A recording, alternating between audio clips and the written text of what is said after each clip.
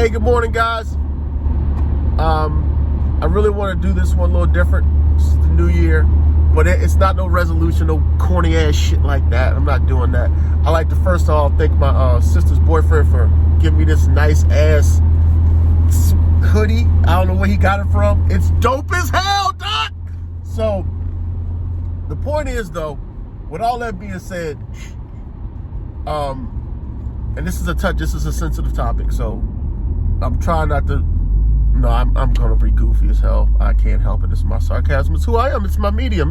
It's what I mold into life, as most veterans do. For those who don't understand why we're sarcastic as hell, and the horrible jokes are how we make it. Okay, we were taught that way. We were taught to operate in chaos and fuckery.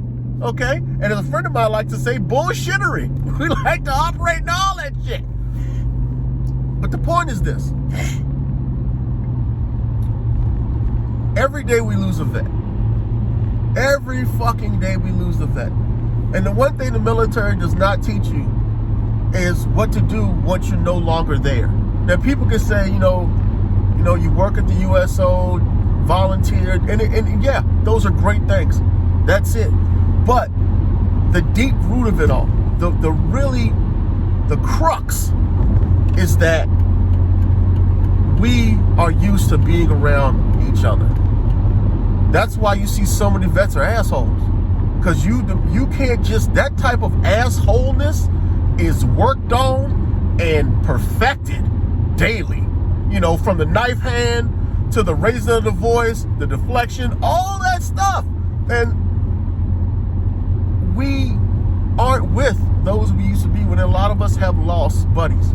We lost battle buddies. We've lost friends, family along the way. A lot of us have just given up so much more than what most people understand. And a lot of vets aren't going to talk about it. I'm going to talk about it because, one, I like to share. Two, I like to help. Three, it helps me out. So with that being said, you don't understand PTSD, you don't understand anxiety, you don't understand depression.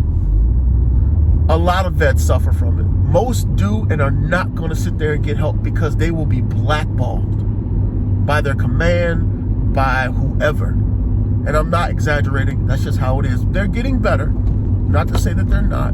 But it's part of the process. And a lot of us just understand. All right?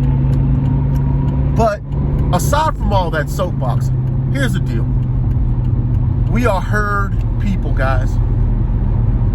Nobody, no veteran, or I would say 90% of us, because I don't want to assume too much, is that we have always been around each other. And for 5, 10, 15, 25, 30 years, being on post, being on base, being at command, being anywhere, you're always around people that look like you, talk like you, smell like you. Some don't. We have hygiene problems. You get used to that. And then when you come out, you're all alone.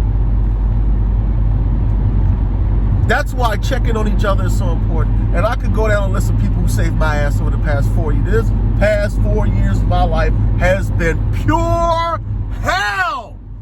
And with that being said, I had to start relying on what I was taught, what I knew. But what you don't understand, for all of you who don't get it, just because you know it doesn't mean you can mentally apply it, because something's in the way. Now, one thing is being comfortable with who you're around and trusting that person. Number two is being able to talk to that person and understand that they're not going to use it against you in a heated argument. Because if you can't do that, don't reach out to a vet. Don't reach out to them. Don't say you got their back. Don't do shit because you don't understand it, and you're a selfish ass bastard if you ever do throw it in their face. We're losing one every day. And we're losing each other because we're lost, because we're so used to having each other. That family, that network, everybody in uniform is family. Everybody that served is family. Everybody that took that oath, all enemies, foreign and domestic, we're family. I don't give a damn if you're a former Marine a Navy SEAL, combat controller, TAC-P, pencil pusher, BB counter, vampire, for those who knows what those are, doc, medic, psychiatrist, whatever. You all know what that means. And in order to stop the bleeding, we got to put a tourniquet on this shit, bro. And sometimes tourniquets mean cutting off people in your life that ain't shit for you. And some people are using that to their advantage just to get shit out of you. And I'm speaking to vets, for vets, and to other people that know vets. Tell them how you feel about them. Talk to them. Don't pry, but give them a comfortable place to speak on it. And you guys that are out there, start finding other vets to be around. Start talking to other people. That's the only way. That's what you're used to doing. It's what you've been taught. It's how your mind's been trained. We're a group. We're a team. I don't give a shit what you did. Even snipers have people they have to deal with. So don't even try it. Reach out, find someone you trust, and start fixing this, because we can't keep losing us to bullshittery and fuckery. We just can't. If I could honestly share how many vets I know that have taken their life because we missed them by this much. I mean, fractions of a fucking thought. And that's all it takes. It takes one thought, one bad day, and one decision. Because they felt like no one was there. Because they felt like no one cared. And sometimes they're gonna push you out. But that doesn't mean you stop. You find a way. If you care about them, you find a fucking way. Happy 2021. Holy shit, we made it! Woo!